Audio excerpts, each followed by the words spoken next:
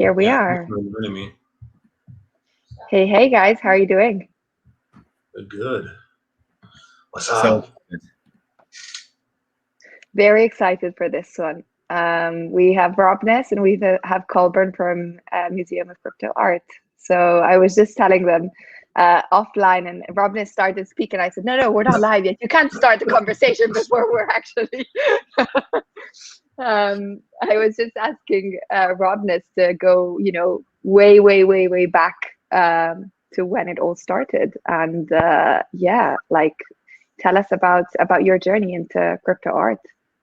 Sure. Yeah. I mean, for me, I was doing music and art at the same time, pretty much. So I had like this dumpy recording studio, like rehearsal lockout space where you basically just rent a bunch of spaces, and you have your band and you have all your equipment stored in one spot, and you can practice and go in and out. During that time, I was doing mostly just normal crypto stuff, just investigating the technology and so forth, and just messing with it and seeing what all the experiments out there were doing, and came across the counterparty network on Bitcoin. And that's when I first figured out about tokenization and burning tokens and creating assets with names on them and all that stuff. And so I kind of had to get my head wrapped around that first. So that took a while. I mean, for me, that was like just a lot to just figure out that abstraction. The burning thing actually was like burning tokens, like it's so like offhand now. We're so used to it, but back then it was kind of like just a whole new type of process of thinking. So when I got over that hump, then I found the Rare Pepe trading guys, and then from that point on, we just figured out how to attach images to the blockchain and tokenization. And from that point, all hell broke loose, and we started making cars like crazy, and then it turned into a worldwide thing. So that's my first way to get into like crypto art and stuff, and that had its own period. And then I don't like to say that the bull run was over, but like for some reason, like all the projects in the whole space just burrowed and caved in, and everything was quiet. And then I went traveling, and then when I got back, the crypto art gallery phase came to prominence, and I got to see Known Origin, Super Rare, RareArt.io, rest in peace. I don't know what's going on with that, but got into that, and then I started meeting the collectors and stuff. So Colborn, that's the era when all this stuff kind of happened. So yeah. Tell us, how did you both meet, Colborn? I mean, that's impossible. I do remember like finding Robness's Super Rare page and scrolling through it and falling in love specifically with spiritmother.exe. Right? Oh yeah. And it's kind of like this glitched hyperfuture background, this Japanese text. And I'm like, this is just the aesthetic. Like, this is where we're going. If there is like something to encapsulate like the global community, the sci-fi themes, glitch arc, cyberpunk aesthetic, like you nailed it. And I think somebody else had it. And I remember like bidding and no, and then like bidding more and no. And I'm like, these people, like they get it too. Like they're not here to flip. They understand this aesthetic. And, from there, you go through all of the pieces. And I think about like the pieces that I was able to kind of acquire along the way. And there's so many that speak to me. And I don't know if we want to go into like specific pieces now. Yeah, sure. Yeah. All right. Yeah.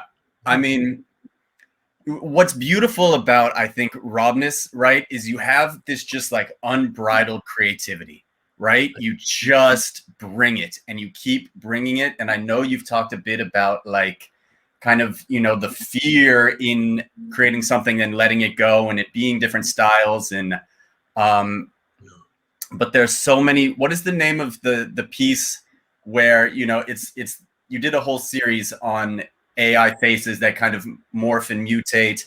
Mm-hmm. And it was talking about, I know there's the fake Craig Wright piece, and that in and of itself is amazing. But I think it's something around like the dissolution of the American dream. And the Great American Supernova. The Great American Supernova is such a good piece, man. Thank you. Because it should be like halfway down, but Yeah, it's funny, those portrait morphs. That was kind of like the phase of the AI. Yeah. Everybody was investigating the AI stuff. Max Osiris was fooling it. I was starting to mess with it, and I noticed it's funny because the different tools you can use out there to do the portrait morphs. I had a problem with some of them because they looked kind of unnatural. So like either they were too quick or they were too slow. So for these actually, I kind of had to go kind of like in depth with it. Like there's an app called Art Breeder, and you can Yep. do the portrait morphs there. But what I had to do with these was I actually literally had to go to the parameter settings where you can change like slightly. You can change the chin, or you can change the eye set, or any of that. And I would have to click like one frame every single time, and like I'd have to do that to like 500 instances, and then basically weave all those together so that it would be somewhat smooth for me, because I was just like, it's just too fast. It looks too crazy, and slow enough where you can kind of watch it and kind of enjoy the morph, And so sometimes I would screw up. If I missed one click, I'd have to redo the whole thing over, because it was one of those things where you can't just like move the dial over exactly. Like I had to click the right arrow, the left arrow, just to make sure it would be I'd be able to string them together. But all these are actually kind of mapped out. Like what I would do is I would find like 5 different phases, or 4 or 5 or 6 different phases of the morph, and then I would like map out where I would have to take the dials and controls and stuff. It was like working with a synthesizer almost. I always like kind of take it to the music side, but like it's like you find a certain preset and you got to dial it there and then go to the next one and all that. So all these I had to dial together. But for the American Supernova piece, that was just based on the political spectrum at the time, I mean, in the United States, just the Democrat versus the Republican just got to a heated pace, and for me, that piece, like the very first frame, it looks like almost like how would you say, man? Almost like 1776. It looks like this. It's got like this stone kind of, you know what I mean? It's got like almost like it's like the arrival of the Second Enlightenment piece, right? Yeah. Like where it begins, and it's held so stoically, and then it just like transforms and mutates, and you feel the anger, and you feel like this cultural uprising, and to be so prescient and forward thinking, to see this conflict and then see how the conflict like carried out to eventually them like storming the Capitol building. It all, and then it goes back to like that historic kind of like monument, 1776 moment. Yeah. And I just love the way the description fits that piece. Super. Yeah, thank you. And I mean, there's a little instance there. It almost looks like JFK is in there for a second. Like there's a split second, you can almost see him there. And so like I would have fun with these that like, just you don't know exactly how the GONS is going to work, the artificial intelligence like tools. Sometimes things pop out like magically and you're like, oh my God, this is totally working. Like there's another piece I made too. It's like from Satoshi to Shakespeare. That one was like, how the hell did that even happen? I started off with the, sorry, I'll let you get to it. So I don't want to, yeah, there it is right there. So I started off with the Dorian, portrait. And then I started moving through different phases, but at the end it lands on Shakespeare's face. But that was the machine taking over and actually generating that. And for some reason it just landed on it. I'm like, oh my God, it looks like Shakespeare. So that's where we stop. Yeah. And so it goes through a bunch of different faces, but you'll see it come out. And from that point, I'm like, okay, the piece is done. And then I looked into Shakespeare's history, and it turns out that like some people like there's a story that like people don't actually know if it was Shakespeare that actually did the work. They said that there might be somebody else who was actually doing all the writing, and there was another story to that. So for me, like, so the Satoshi and Shakespeare thing kind of like merged together. That like there might be mystery creators on both sides.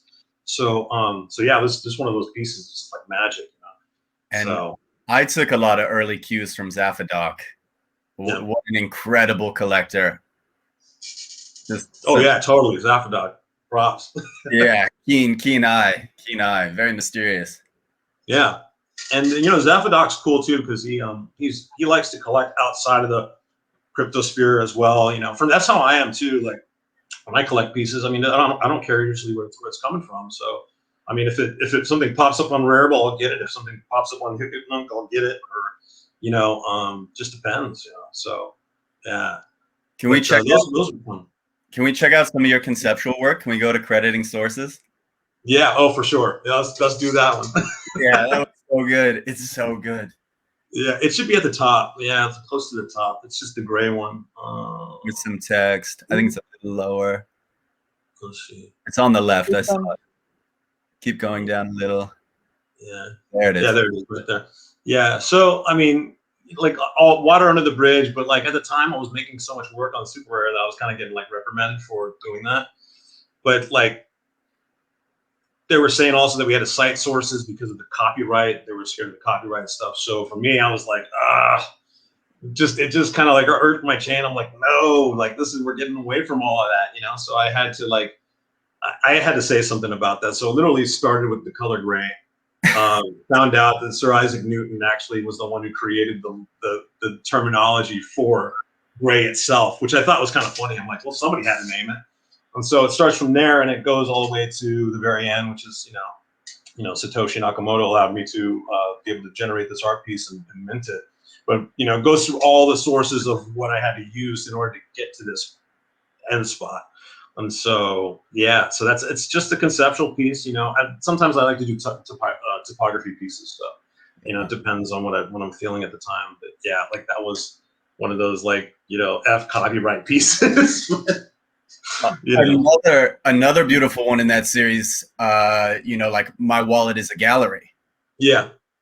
Speaks so directly to the power of what we're doing and the like openness and the transparency of it.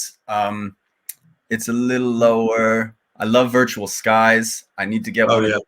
It's so funny that series, and I was banging those things out, and man, it's just like one of those things. I was like, that was part of Photomosh too. That whole Photomosh thing, I was using that in like concert with just normal Photoshop work. So, but for some reason now, I actually everybody else was digging them, and I of course love them, but they kind of grew, and now it looks kind of vintage, which I think is kind of funny. All these GIFs that we're making in the beginning, now it's like nobody dares make a low quality GIF anymore, and I'm like, they kind of look cool still, like I like the cool one. They look but yeah, this one amazing. was like definitely like photo moshed, but I used some effects that like were kind of taboo back then. Like there's like a slight rainbow effect in there, and it's like nobody likes to use a rainbow effect, so I'm like, I got to use it. But kind of psychedelic 60s, but yeah, I mean, everybody was collecting at the time, and for me, the concept of the wallet just being the art gallery was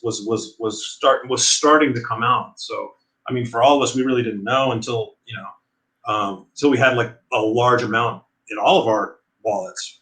So I just thought it was kind of funny that you'd be walking around, you got your phone with you, and maybe in the future you'd be able to plug it up into a gallery, and everything is just displayed. So yeah, that was just a piece to comment on what we were all kind of seeing at the time. So, and now that I think about it, a lot of these pieces are kind of like, man, it's kind of nice to reminisce on them because it was just kind of chronological in the movement of what we were doing. So, but yeah, it's like simple piece, but for me, like it's enjoyable because it's just what we were all going through at the time, and yeah, and I kind of wanted to do like a psychedelic 60s look, like a poster, like one of those old school like 60s posters you see from like Woodstock or something. So yeah, Pico grabbed that one, I see. Yeah. There's actually I think Zafadoc is actually saying hello. Hey Zafadoc, Nice. Respect. And Zach from Super Rare, I think, is watching too. What's up, Zach? But something that I wanted to comment, and whilst I was actually like scrolling through like your Super Rare gallery, like I realized that and it's something that I've kind of always thought, is that you're not scared of experimenting, of changing style, of like doing whatever for the fun of it, right? Like actually creating, because making art is fun. And even with like what you're doing on Hicket Noonk, like obviously like dropping like anonymously, but not really to create some sort of like FOMO, but just to make it fun. And like, Yeah, it's so yeah. visible with everything that you create. Like, there's no set guidelines, you know, there's no, I need to do this because this is my style. You know, it's like, I create because it's what I want to express, you know, Yeah. whether it's a moment in time or, and it's just so visible to me, at least. Well, thank you so much. I appreciate that. Yeah, No, for me, like, I mean, it's kind of weird because like I'm kind of envious as well for people that have like a real concrete style, and unfortunately, just for me, that's just never going to work because either I'm just like too neurotic and get too bored within a month or something, and I got to move on. But it's like for me, like my process is usually like finding like a certain technique, and then just exploring that, and then once I feel like I've said what I needed to say there, then it's time to move on.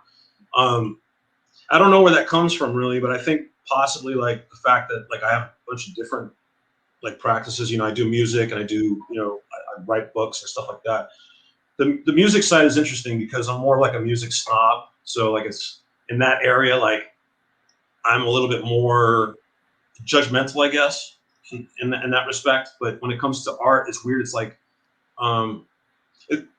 it's hard to describe. It's like there's like you can be an artist in many different fields, but some of them you're not emotionally attached to. And for me, like, thank God, like for art is like I'm not super emotionally attached to the entirety of it. Like I can jump out and I can do something else. And I think it's a blessing, to be honest, because I understand like how some artists can be afraid to jump. It's like you're kind of like you're saying goodbye to an old life or something.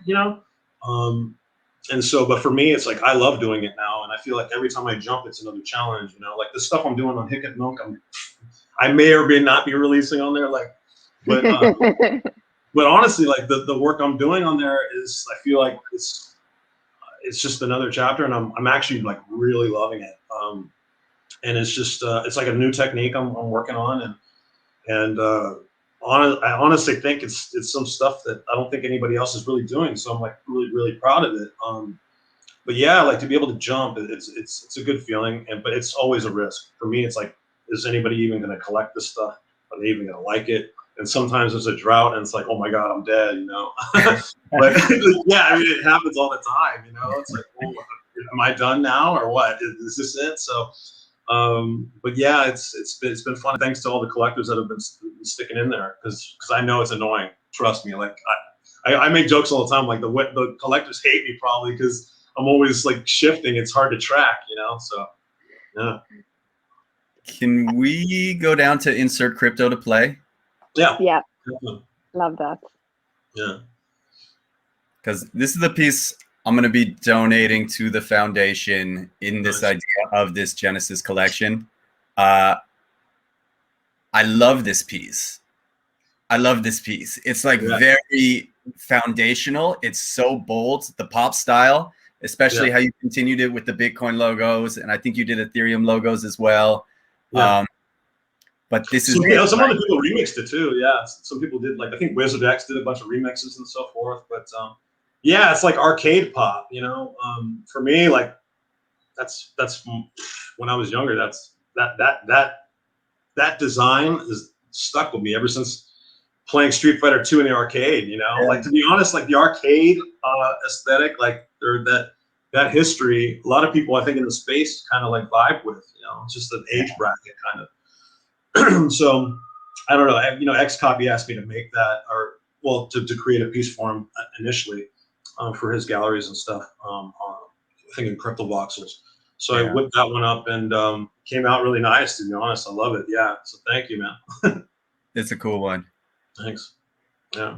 It is, because it also kind of speaks to, I think, like the theme of like crypto art as really something to play with. It's like, it's kind of, like, I'm sure you can speak much better than I can on this, both of you, but like it's kind of, there's like a bit of a sense of so much like seriousness now within the whole space, whilst actually it all really started to play with, like to have fun. You said it yourself, Robness, it started with the rare peppies. Like we've had conversations around the rare peppies before, and those are men's. Like and that's how it all kind of, those were the grounds of it Yeah. all. So it's this really speaks to it. Like, insert crypto and play and just make it fun. It's it's funny because it's so modern. Like, it speaks so much to, like, for me as well, like what is happening now, like to go back to those roots from why people started creating and doing crypto art. That's a good point too, because a lot of the stuff we were doing too, even outside of super rare or known origin, like, I mean, shoot, Max and I, we were joking around a lot of stuff. I mean, we were joking around about the whole spam thing. We were making spam art, and we were spamming people's wallets on the side. We were just making some joke NFTs there. But like, now we look at those pieces, I'm like, well, technically, I guess we were the first ones to make spam art, along with Jay DeLay and stuff. But that was outside of the gallery too, and we were just minting stuff just to do it and just to have fun with it. And now the people that have those pieces, they're like kind of like loving that they have them. It's like a nice little moment in history. And and it's crazy to say that, because so much stuff has gone down within the last couple of years. But yeah, like the spam art thing, just messing around with tokenization on OpenSea, and just having fun and just kind of running around traversing. Most of them are kind of like, just having a good time, joking around. But now, even the giveaways, like when we're doing the giveaways now, because the fees are so crazy, we can't really do that anymore. But so now people are like liking the fact that they have those.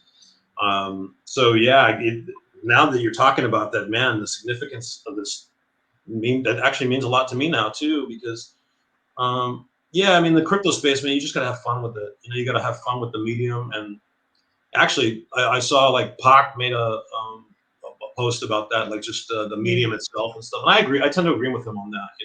The token itself is like, what can it be? What can it generate or manifest into? It can be many things.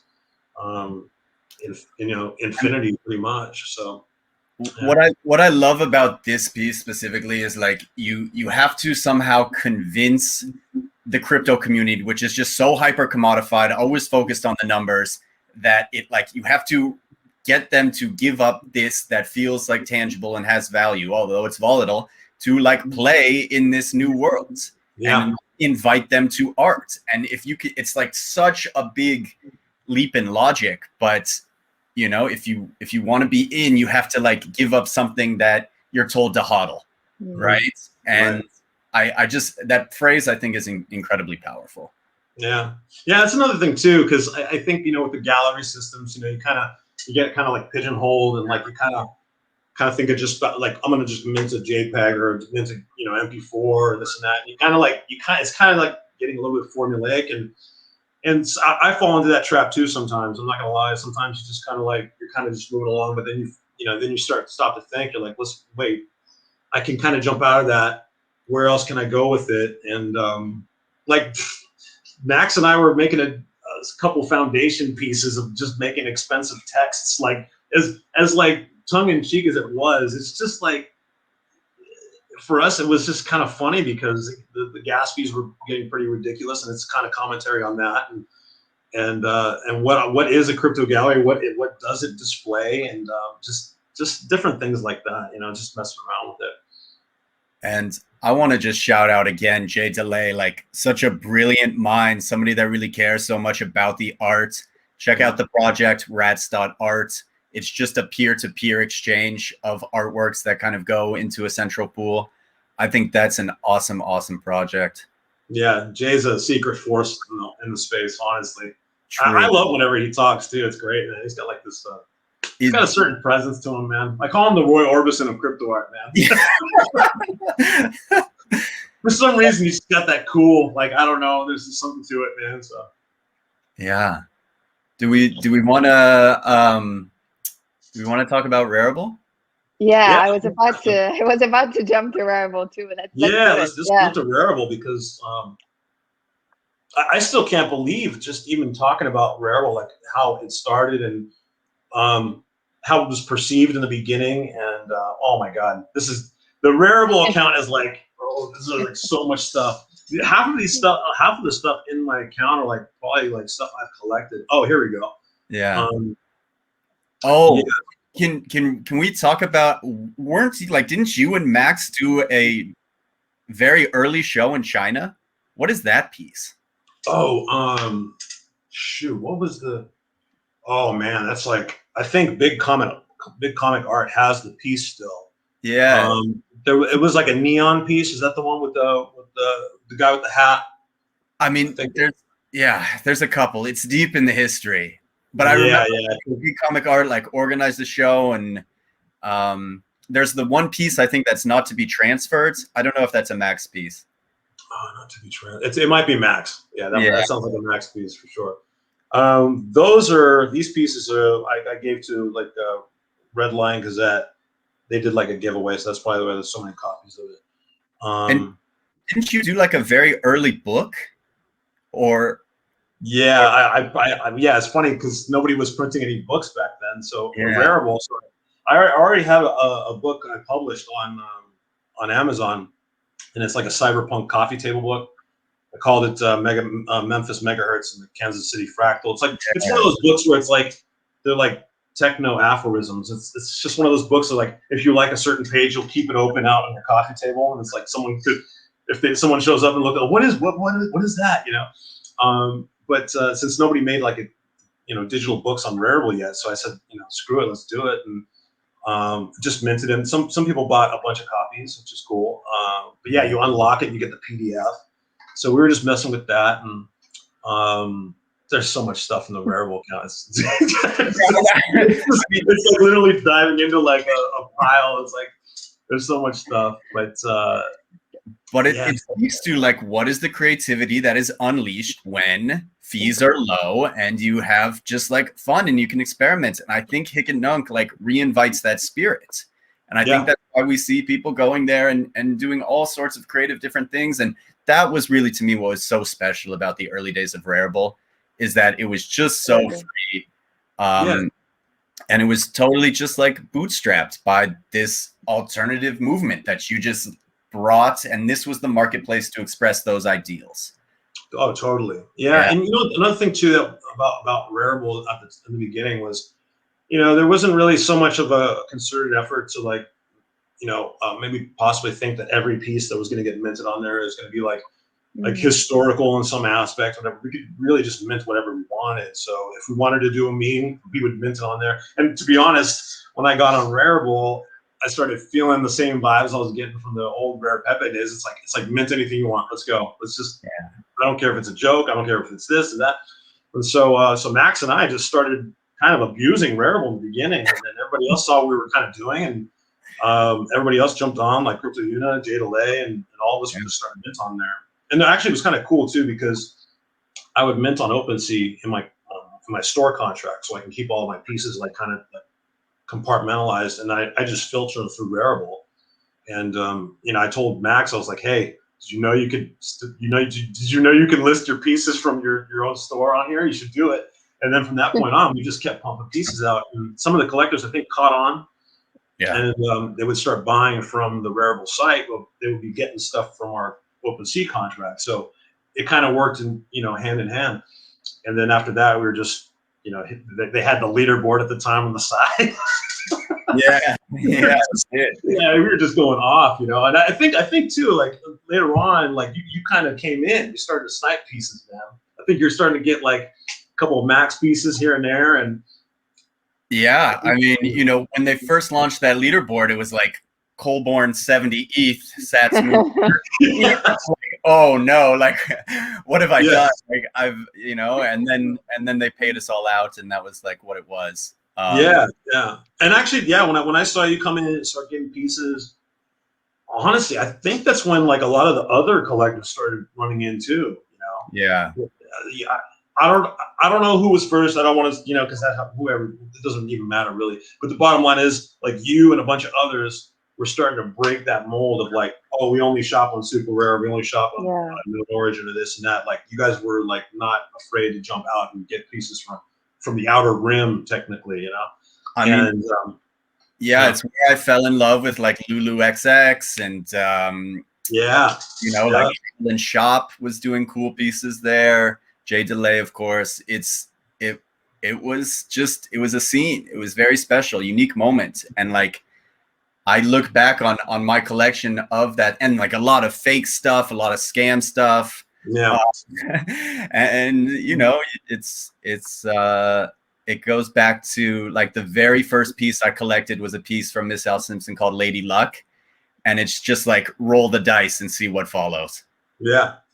Oh, totally. Yeah. I mean, shoot, man, we made so much material, man, within say 6 months of that time. Yeah. Yeah. I remember when I kind of started, you know, like looking into the space, like to be honest, like all I could see, like my let's say my first memory of like crypto art is you, Robness, and Max like tweeting and just talking about like Rari gang and just like minting and minting and minting, and it was so fun because I was very unaware of, you know, everything, but I just remember so clearly, and it's something that I've told Colborn and a couple of people before, like it was you and Max like very much on Rarible, just having fun. And you know, for me it was so funny to just like follow the tweets, and like Max was posting like Instagram stories of him, I think in Miami or Las Vegas, like I can't remember, Las Vegas probably. And it was just, you know, like I came in and I thought like this is crazy, like this is so fun, you know, like this is amazing. What are these people doing? Yeah, like, you know, the Rarible platform was another, you know, anybody could just jump on it too. And for me, like the open platform thing at the time was something I was trying to like, you know, kind of like champion, you know, because I thought it was really important. I mean, you had OpenSea, but for some reason Rarible had this like, I think it was the site design that was just a little bit more accommodating to people, to newcomers. You know, it was a little bit more easier to navigate. And I think like the more Max and I were using it, the more we realized like, oh man, this is going to be like, you know, there's a nifty gateway, but like this was actually, to me, it was the nifty gateway technically, in a sense, you know, like, and a lot of people were able to just jump on there and test it out. You know, if they wanted to make like one, you know, NFT on there and just give it a go, you know, they had a chance to. And so I thought it was pretty important at the time. And now look at it, it's just a juggernaut, you know, along with some others. And yeah, it's kind of crazy to say that like I was in the beginnings of this platform, you know. It's weird how fast it's grown, you know. When I started seeing it crush the numbers on OpenSea, I'm like, wow, that's ridiculous, you know. Yeah. So yeah, and then everybody else started coming through, all the way to Mark Cuban. Like, what the heck is going on here, man? All the way to sharp and toilet paper. You know, like in like one time, it's just wild. Yeah, I mean, I want to go back, like when they gave out those distributions, and I think Micol, probably what you saw is like what I think to be one of Max's like finest pieces of conceptual art, where he just like took everything that he got from Rari, went to Vegas, spent like 3 days, and just like bought artist pieces who he respected for like 20 times the price. Yeah, he went total ape.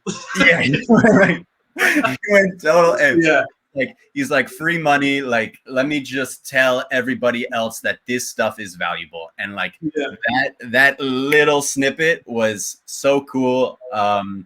And yeah, and then you know he got stuck with that bar tab and had to liquidate everything. And like, I know. He took the risk, you know. But yeah, it was a good moment in time, you know. It's funny too because see, the funny thing of like crypto art, it's like, what is that, right? But for me, like when that governance token thing came out, just from my previous experience just in crypto, like I knew exactly what that was. I was like, oh man. And I told Max, I'm like, you don't even know what's coming right now. And he's like, what is this? I'm like, just wait. And then the Rari drops happened, and then I was like, this is welcome to crypto. like this is how crazy things can get. So yeah. And actually the cool thing about that too was it broke kind of like the conception of like how you can produce income in the space. Like there's so many different ways to do it. Like people, because at the time it was just more concerned about like, oh, bidding, you know, I'm going to upload a piece and I hope somebody can bid on it. And that was one of those new abstractions that came in. It's like, look, there's also the thing called governance tokens. There's ways to be parts of certain organizations and you can get compensated for it. Just stuff like that. And it's only just the beginning too. So, so for me, it's like, to make an income in the crypto space, the more you dig deep and the more you see where the technology itself is going and attribute that to NFTs and crypto art, like that's how far you can take it as well. So so it was kind of nice to just have that happen and say, look, this is possible as well, you know. And yeah, I'm not gonna lie, it was nice for me. But, yeah, that was great. So props to the Rarible team, man. Yeah, really. I remember like in the early days of the Rari distributions, you were getting paid more Rari than what you were spending on the art. Yeah. Right. So you were being given art basically for free, and then you'd get your Rari drop, and it was an insane mechanism in a way that that's how really they just, you know, exponential their growth. Yeah, and you know, well, we were selling pieces left and right, and so we were getting the drops as well. So yeah, it was kind of a wild time, man. We were just, productivity for Max, myself, Jay, everybody else, man. We were going for it. So we were like, you know, we just had fun every day, just making new pieces, and people were buying them. So I'm like, hey, this is great. Like I can keep making tons of more pieces. And you know, I make the Technorigami stuff at the time. You know, that whole collection. Like that was just messing around with like the collectible aesthetic, because I started seeing like in Rarible, like, you know, it wasn't just like fine art. There was a different thing kind of coming out. Like I don't want to say products or anything, but like I always kind of like have an affinity to like the vinyl toy collection, like aesthetic. That's a whole nother beast, you know, like the Funko Pop stuff and all that stuff. Like that to me is another art form. You know, it's not considered like fine art, but for me, like if you can really like own that and know how to develop something like that, that is an art form to me. Like if you can find some way to make a collectible and just have it stick so much where people just have to buy it. Like the Twerky Pepe guy, like he's a force to be reckoned. I told people, I said that guy is a force to be reckoned with in the space. Just watch, and he keeps making stuff, and people love it and acquire them. So yeah, Rarible has a, you know, I think it's absolutely a big part of this history now, honestly. You know what is something cool that you invented, I think, as well, is you would release a new style, right? And you would price it incredibly high, and you'd be like, this is it. This is like final form aesthetic. You let it sit for a couple months, and then you like slash prices for 24 hours, like 80%. And then I was like, oh my God, like I need to have this now. Such a crazy effect, because it feels inaccessible, and like you get it, you see the evolution in the style. I mean, you did it with, there was a super cool series 2 that I remember. It was like the like almost like aliens coming back and visiting and finding like the hieroglyphs. Oh yeah, the cave wave stuff. The cave wave, yes. Yeah. So okay, so like that series is kind of like a little bit like it was inspired a little bit like the Basquiat style in a sense. And it's weird, like a lot of my crypto art peers, there's a little bit of influences from a lot of them actually kind of in that piece, but like I don't know, I was kind of trying to devise like a new series, and I just kept thinking, and then I just came up with the idea. I'm like, well, what if all this technology like finally the whole human race was like wiped off, and the only thing that were left behind were a bunch of computer parts scattered across the world, and like a new primitive race comes in, even though they're futuristic, like they would have to reappropriate those items as like ritual pieces, you know. So like there's imagery of like keyboards and desktop computers and just mashed together, and I just put it in like a hyper future, and there's writing that's upside down. The reason why the writing is upside down is because like if you took a keyboard and you looked at it, like we would know the correct way to place it, like we would know how to read it. But for them, like if they looked at it upside down and interpreted it that way, then they would be writing those symbols upside down. So for me, like everything usually I wrote on there, like as far as writing, was upside down, just because, you know, they just misappropriated it, you know.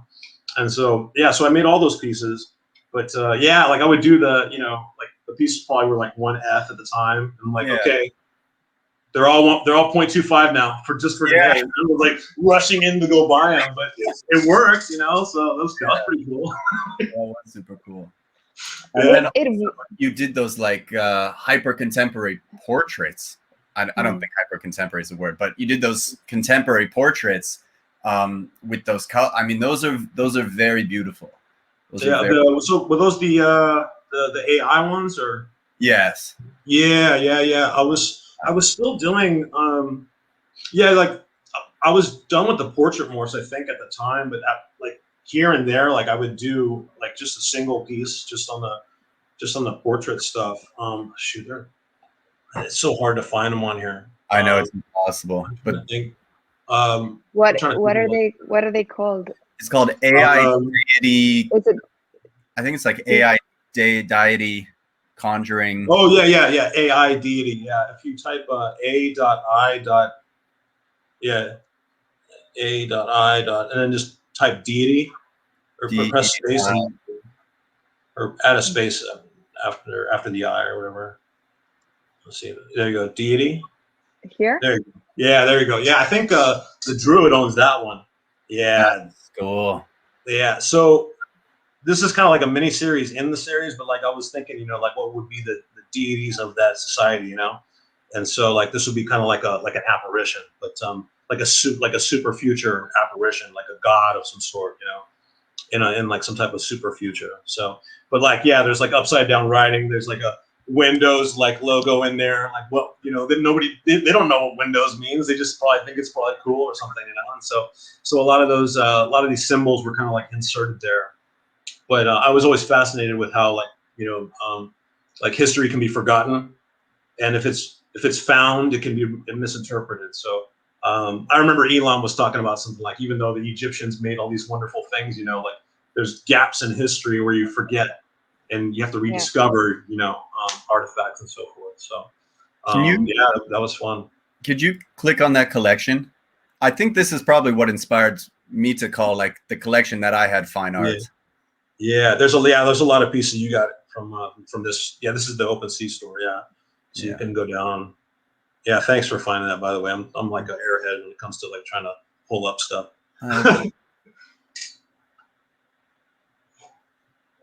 Let's see, you'll probably see some of your pieces in here, Colborn. I have, yeah. There's Point me to the ones that you wanna see. Yeah, it's up to you, Colborn, if you wanna. I mean, that one's so good. The 1-800 Vitalik. Oh yeah, you can click on the gray one. Yeah, yeah, this one. Conceptual. Yeah. Still not collected yet, but still not collected. Yeah, that's my stamp on the Gatsby thing. Yeah. Like luckily Vitalik's name had a perfect fit. But when the Gatsbys were going crazy, and I told everybody too. I said, get prepared for $50 fees, and they're like, no way, that's never gonna happen. That's never gonna happen. I'm like, just wait. And then when it happened, I was like, see. And then yeah, I had to make that. It's just one of those simple pieces. It's just like sign of the times for sure. Yeah. I'm not gonna be able to get the Hotline Bling jingle out of my head now. Yeah. I saw that you there's a series of you and Max like iMessages or like Telegram messages as well in your Marvel section. Yeah. Let's see what else, man. Yeah, there's I mean, another one of my favorites, of course, Robness signing the Rari chart. Oh yeah, what's funny? That was somebody else who made that.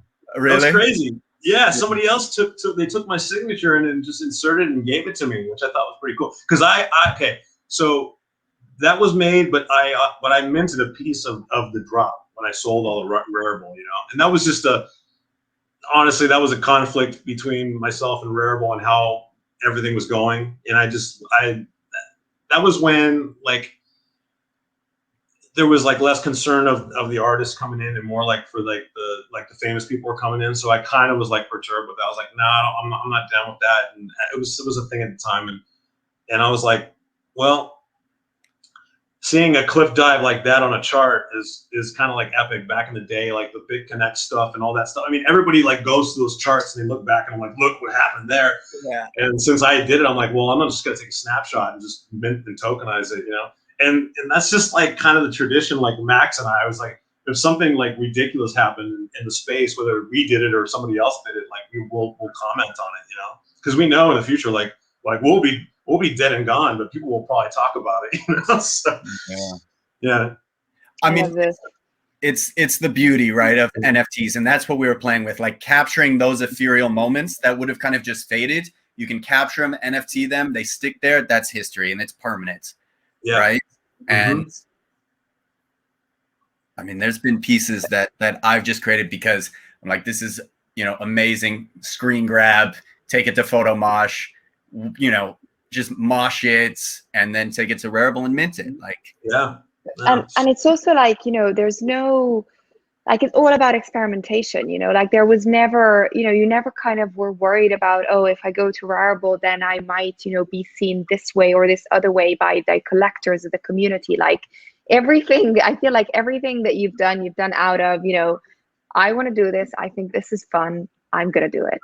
And that's the spirit, you know, it's like, it's what I personally think, like, it's what crypto art is about. Like, it's not really about like staying in those schemes, but really going out of the schemes, right? Like that's the whole reason, essentially, you know, why it was here in the first place. Like it wasn't about staying in, it was about people that didn't fit into the schemes and really wanted a place to express themselves. Met a lot of great people you too. know, exactly. And you guys as well. Like, I mean, Micol, like, like you said you went through the Rarible phase, and it's like I was lucky enough to meet you through there. And like you were saying, Lulu XX, and there's a lot of artists that went through that kind of outer rim, but like they, I don't know, fortunately or unfortunately, ran into me. But like, you know, that's how it happened. You know, so I got to meet a lot of good people out of that too. And you know, I already knew the people in super rare design too, and there was like artists that were jumping on that were new, but like I was able to like kind of converse between both, which is good. Yeah, I guess that's another thing too, is like the more you kind of can traverse around this space, like you never know who you're going to run into, and what projects are going to kind of come out of that, or collaborations too. That's another thing. So, but yeah, it was a good time. Do you want to talk about your collection at all, man? Because your collection is insane. Oh my God. You have incredible pieces. Yeah, thank you. Yeah, I mean, if you like, probably. Is it on? Shoot, you should probably just go to the OpenSea. And just go to my account, probably. Yeah, it's just, man, let's just go into the warehouse now. Yeah, I want to see like what stands out for you in your collection. Yeah, let me see. As far as my wallet, let me see. Artists, sorry, there's like too many.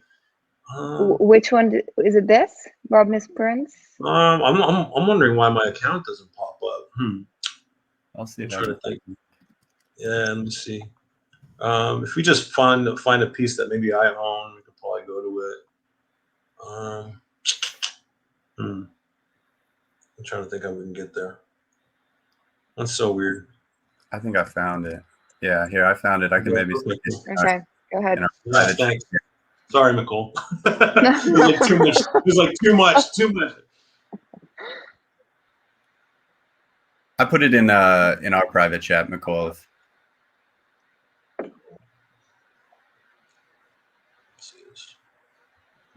Oh, okay. Yeah, you got the link. Okay. I think that's it. Yeah, that's it. Oh, and man, something we didn't talk about that I am eternally grateful for is the 64-gallon Totter pixel chain. Yeah. Yes. The 64 pixel, yeah. The 64 pixel. The 64. Yeah. Okay, so there's so many different things going on. Yeah, you can just keep going down. I can comment on a lot of this stuff. You know, of course, I got some Torquey Pep in there, and there's a lot of artists I've picked up just from various places. Sort it on Super Rare, I think. Yeah. We can go to Super Rare for sure. Yeah. You picked up that Idiot piece, which was an amazing piece. Let me see. Yeah, that's the one I fought over. Yeah. That one was definitely for you.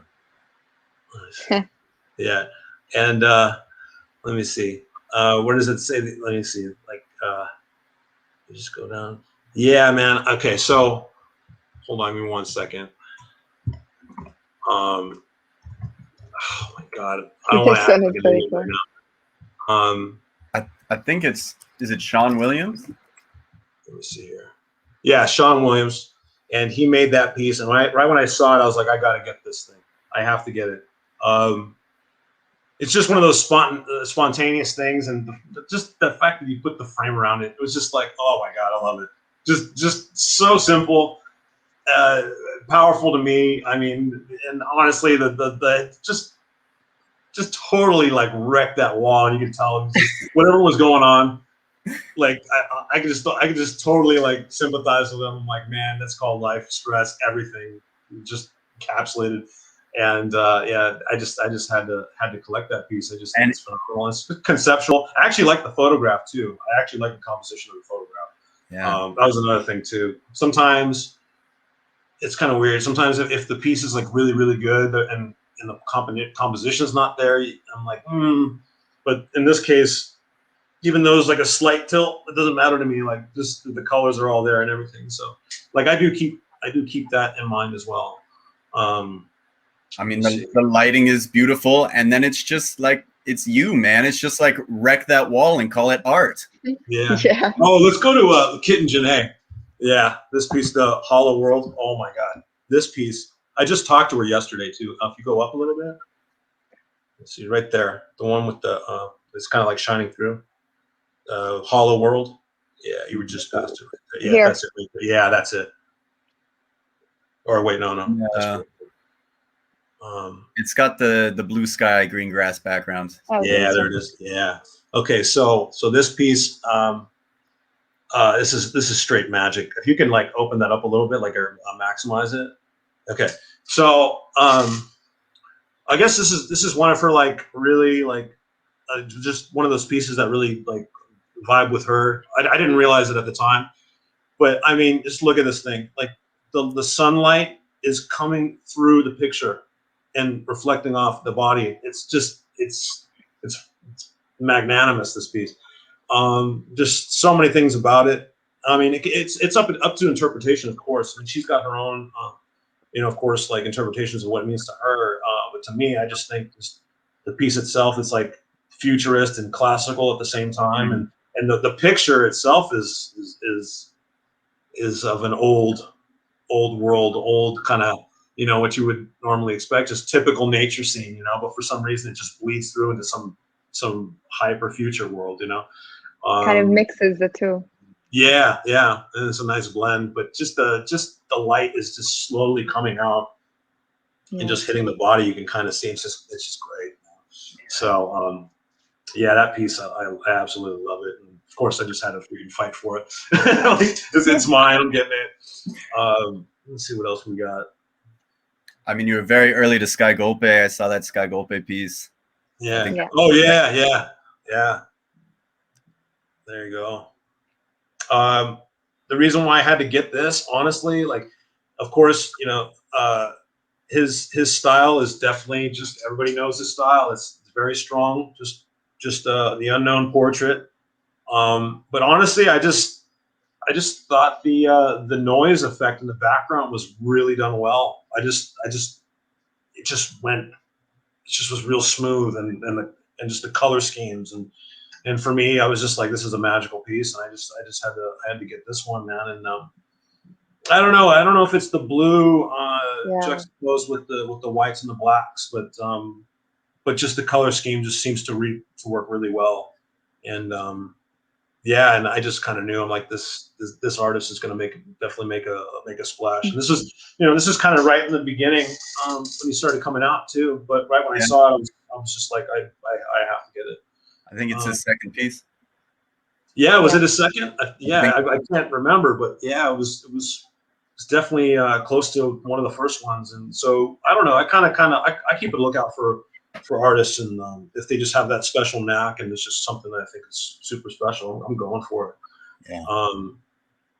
Yeah. So it's a special one. This one actually, I don't know what it is, but it's like the color scheme or even the way that it's just kind of put together. It's really special. I think I remember seeing it and actually speaking to him about it, and it's a really good one of his. Yeah. And Like another thing there's too, not much going on, but at the same time, there's so much going on. It's like right? Yeah. it's crazy. Yeah. Yeah, it's cool. And another thing too is like the crypto art aesthetic. There's like a certain kinds of approaches that Yeah, people gravitate to, and the TV noise thing was big. yeah, You know, like X Copy is known for doing it. yeah. I've done it. A lot of others have done it. And it's, Gary, Gary Cartledge, I saw one of his pieces, maybe not on this one, but I saw you had in your other collection. He um, is known for doing it as well. yeah, It's that I think I got a lot of Gary from Known Origin. Actually, if you look at my Known Origin tab, like I got a good piece from Miss L Simpson there, and I got a bunch of Gary Cartledge, I believe, on there as well. So some early Gary Oh, right I here. love this as well. There's if you scroll down, the one on the right here, the Einstein Mark II on the right. That was one of his super early pieces, and I had to get that one. I just loved it. Man. Look at that thing. It's great. Yeah. Another artist very early to Wearable. Yeah. Yes. Yeah. Yeah, and I found him and Miss Al Simpson first on Known Origin, because I got on there first, and I was looking around and started seeing their pieces. And like, these are my people. You know, like they're still, have a kind of like a pop art kind of like background, Yeah. but still futurist in their approach. So, but yeah, this Einstein piece I just absolutely love it. Just the colors are just, everything about it is well composed. Yeah, so that's a good one. If you go back, there's a Miss Al piece that I got, or a bourgeoisie punk, which I think is like one of her hallmarks, honestly. Let me see if we go down a little bit. Let's see, it's somewhere around here. Or was it? I saw one of Miss Al Simpson in your super rare collection as well. Yeah. Oh, there it is, right there. Yeah, it was hiding. Bourgeoisie punk. Yeah. So you go up a little bit. There it is. Yeah. Yeah. This piece is like towering. Okay. Like this can be on the side of a building, and it's just literally just commanding the space. Just everything about it. I just love it. It's just the colors and just the posture. And it says to me, like, her style, it's just like a not post-apocalyptic, but it's like post-pop, just everything's just getting destroyed and repopulated. And it's weird because it's like with Miss Al's style, it's like she has an affinity for like the old pop world, but also there's like, I don't want to say it's her outlook, but for me, like there's also a distaste about some of it. Especially like for me, I used to work Hollywood, so I have like a kind of like there's a couple of things I really have a distaste for in the industry.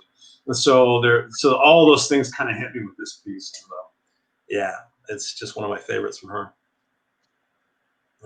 And then that's another thing too, is like Super Rare has a lot of great pieces, but sometimes, man, like there's some other spots that just have the masterpieces just appear. It could be from Marable, it could be Known Origin, it could be, you never know where it's coming from. Yeah. Let me see.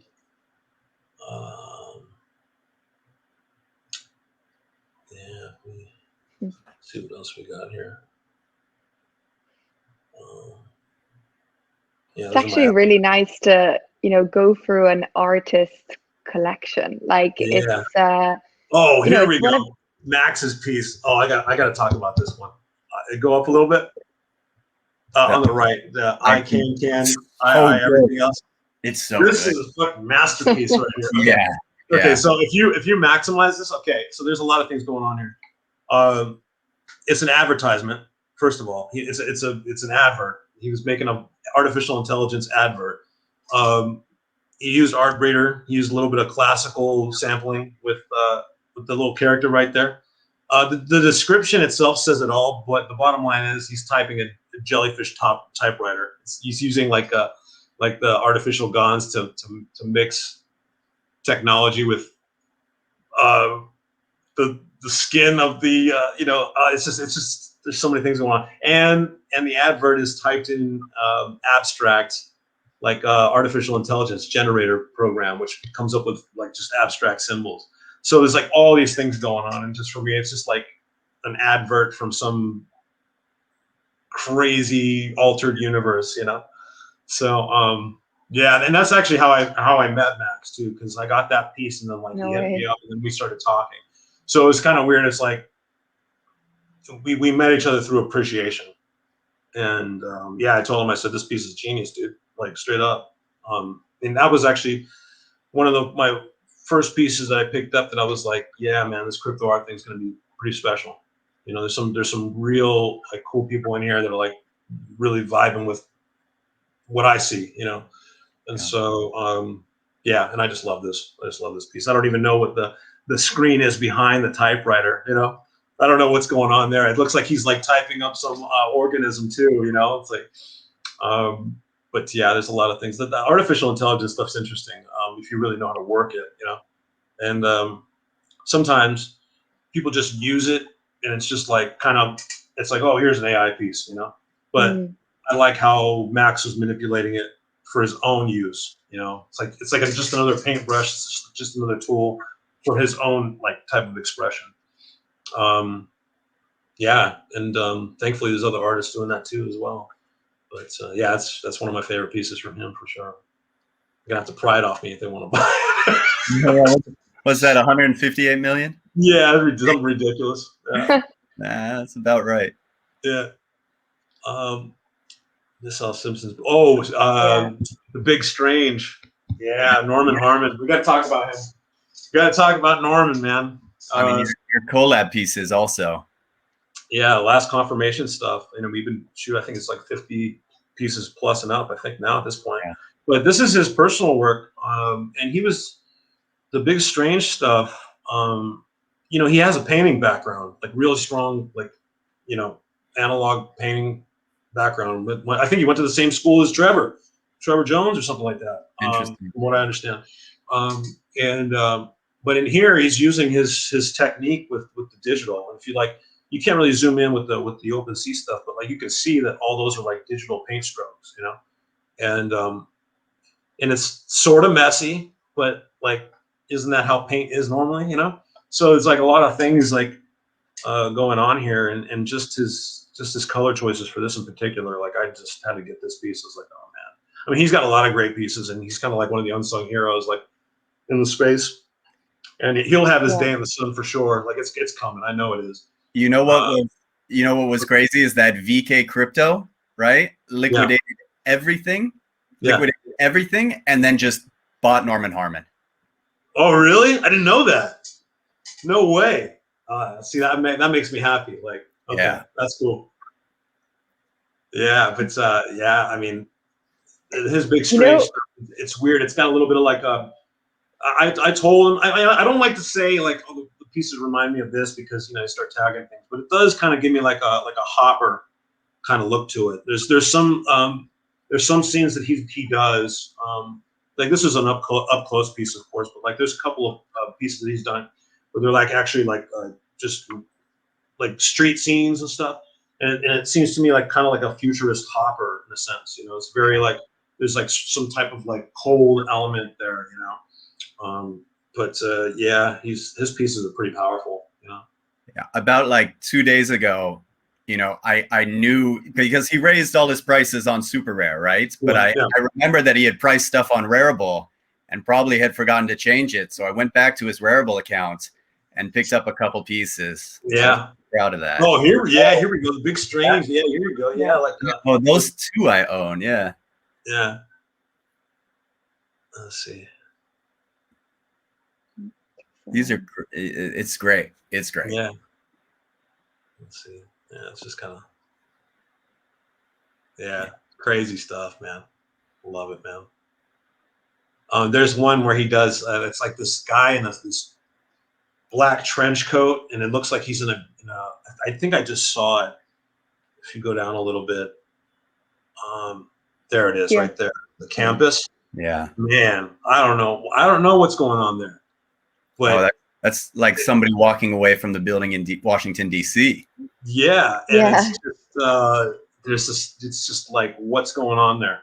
Yeah. I don't know, but it looks pretty damn serious, you know? Yeah. You know what I mean? And it's just got this mysterious, really like, it's badass, but it's like also dark in a sense to me in some aspects. But yeah, it's just great work. Why don't we go back and let's go to the shards of the Sotheby's auctioneer, and because I know you've been rather vocal about this, and maybe this is a good thing to talk about. Is this one's very interesting, but we feel the same way, and I think that's the reason why Norm and I constantly collab. Like, well, for one, he's got kind of like, even though he's a painter and stuff, we have kind of like an affinity for music as well. So we always talk music all the time, but there's a certain kind of attitude, and I guess both of us kind of like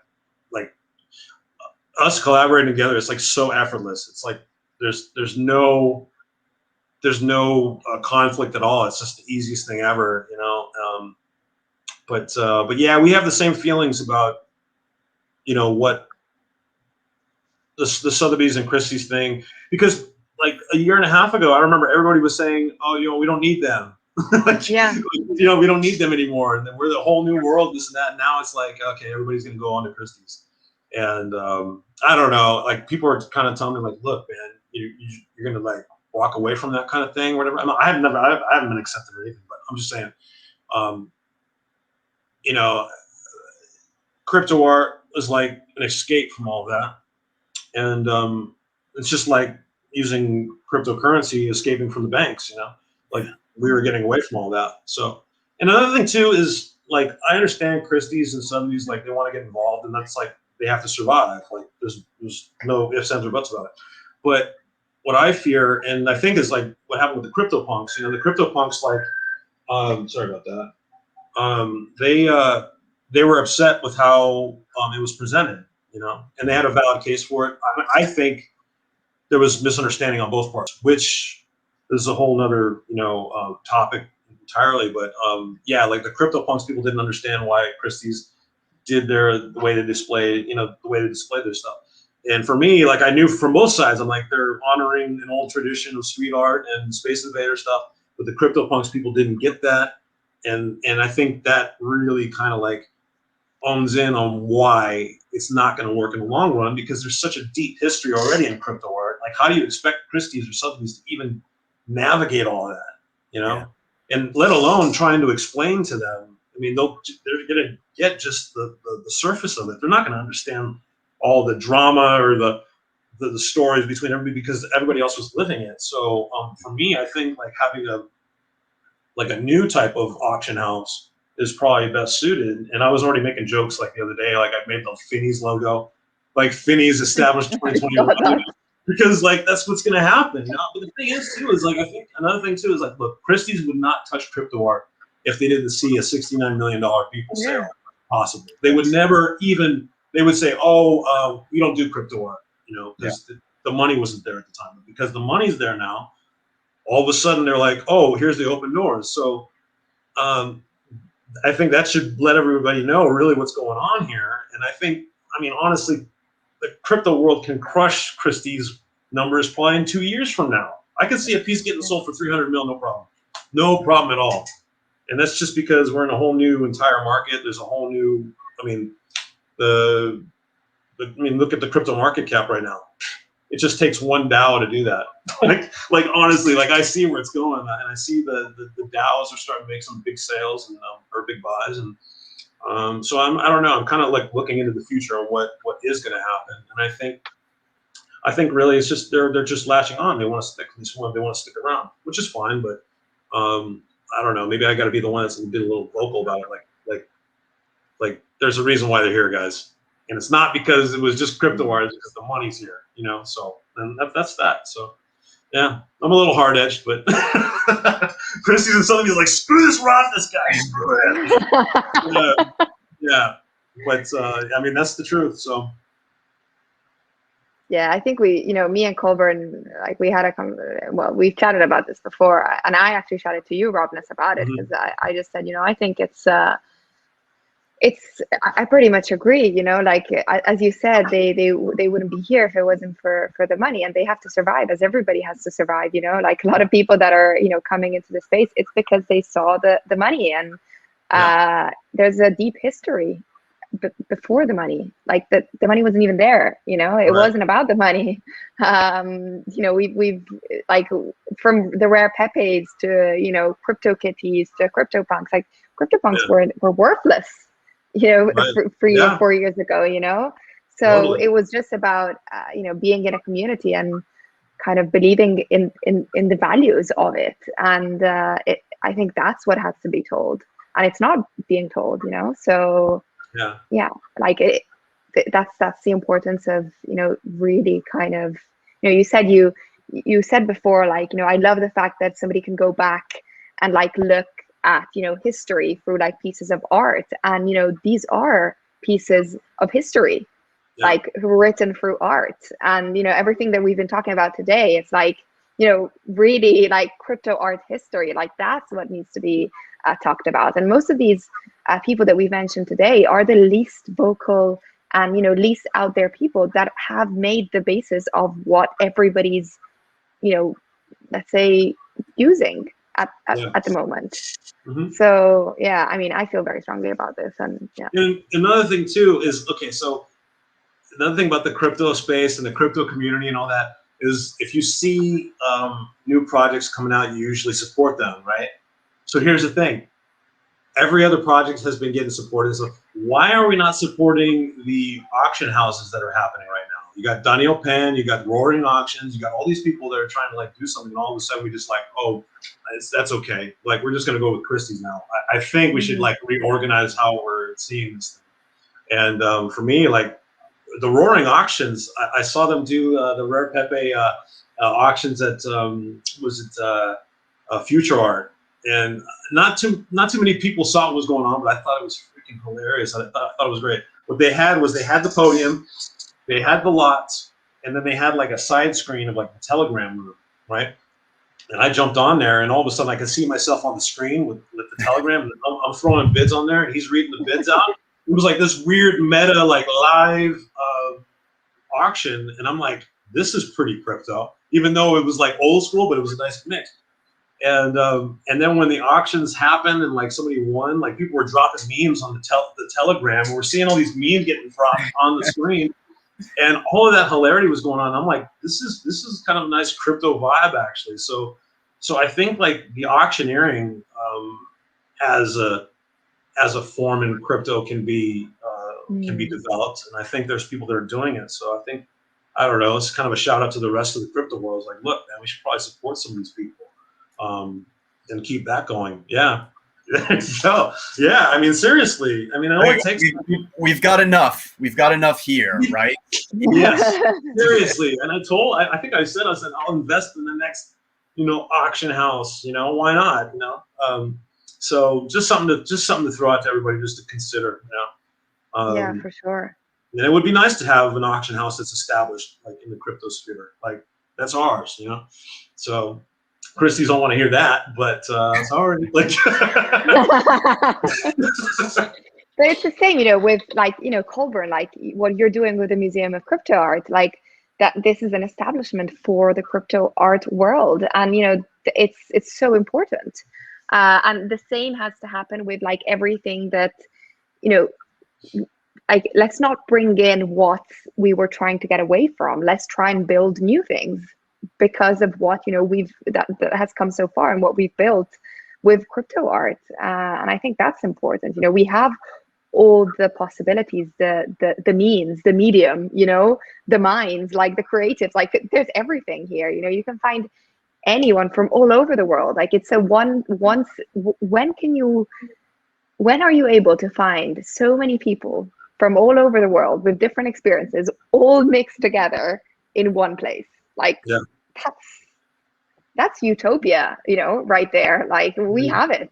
Things happen really quickly too. That's the best part. Is like all these energies are from all over the planet, and all of a sudden they just converge, and things just happen like that. And that's the beauty of this whole thing. So yeah, I'm totally down with seeing something like that develop. develop. And I mean, you know, the Museum of Crypto Art, I mean, look at that. I mean, what Colborn's doing, it's just amazing. And to have all these stories like told properly, like I keep going back to the Christie's CryptoPunks thing. There was a disconnect there, and it's just a cultural thing. And so for me, it's important to like make sure that the culture is like told properly, explained properly. So, because I mean, if you're trying to explain it like to regular people, you want to do it correctly. So, so all those things are like really important. And I think the only people that are really able to tell that are the people that are living it. You know, so yeah, it's just all those things I think are pretty important. Look, all to say that like we do need our own institutions because we understand our own culture, and then we also like I have to give up control to allow other people to bring in and put in the things that are important to them and build it around something that is community driven as opposed to just like what I feel and believe. Yeah. Right. So like with this first collection, it's 160 pieces from 160 artists, and then an invitation to all the collectors to bring in and add the artists that they thought were foundational, right? Yeah. If we can get like that ideological idea that everybody who came here early and created and was expressing creativity on the blockchain is foundational to everything that came before it, we can kind of like level set this playing field and say, this is a community, like these are the people and these are the stories, and let's invite other people in and build something that is like community organized instead of kind of under, okay, here's the thing, right? Yeah. art forever has been like people at the top pulling people up and out, right? Right. We're in this like primordial soup and ooze, and we have the ability to like push people up and out and gather around like the heroes that represent the ideals and vision that we have, instead of having somebody else tell us like what is or what isn't representative of us. Yeah. And I think your approach too with having like opening up and having like little sectors kind of like delegate all that stuff. It's important because there's like, I mean, even in my case, there's like the whole trash side of things, you know? And for me, it's like one of those things I'm just a spectator now, and I'm just looking at that soup just happening, and I'm totally indebted to everybody that's even like partaking in it or feeling something out of it. That's one, like the CryptoPunks, CryptoKitty side, even though it's like freaking insane, like that's another one. Just all these little niche communities that are happening. Even Pranksy's got his own little world, you know, like all these things that are happening, and they all have very valid, points to say and about what's going on, and they're all big parts of the organism that's happening. So I think if we can get a like honest take on all of them, I think that's the best thing we can do, you know, for preserving all of what's been going on, because all this stuff is super historic. Like for me at this point, just all the stuff that's happening, every move we're making is going to be, you know, is being written down. So I think it's amazing. It's crazy to even be in it, but yeah, congrats to you guys too, because you guys are all family at this point, you know. Yeah. I think Natural Warp, she was following us, but said something really nice. Totally visionary, complete narrative of the movement is where the power is at. So yeah, that's I think that's a nice way to close it off as well. Yeah, it's always a pleasure too. Thanks for letting me riff a little bit. It's always so fun, man. First of many. Yeah, for sure. Thank you so much. Yeah, thanks whoever's out there. I don't know who's watching, but yeah, I hope I've imparted There's quite a few people. We have Patrick Bentley, thanks, Alt Collector, Bionus, Pepe Cash Millionaire, I think. Nice. He's classic, yeah. Yeah, for quite a few people. Robness, you should be screaming everything. I think that's a recurring one every time. I know, I'm cursed forever. Everybody expects you to. What that even means. Like, I feel like I'm screaming into this thing normally. So if I'm setting the meter high, sorry about that. But yeah. I love the all caps. It's your trademark, you know. They wouldn't let me stop typing like that in the beginning. That's how it just stuck. Like every time I try to type low caps, I'm like, nah, that's not you. So I can't change it. It's over. Wow. Love it. Thank you both so much. It was super fun. Thanks, Micol. Yeah, thanks, Colborn, man. Much love, guys. Much love. Peace. See ya.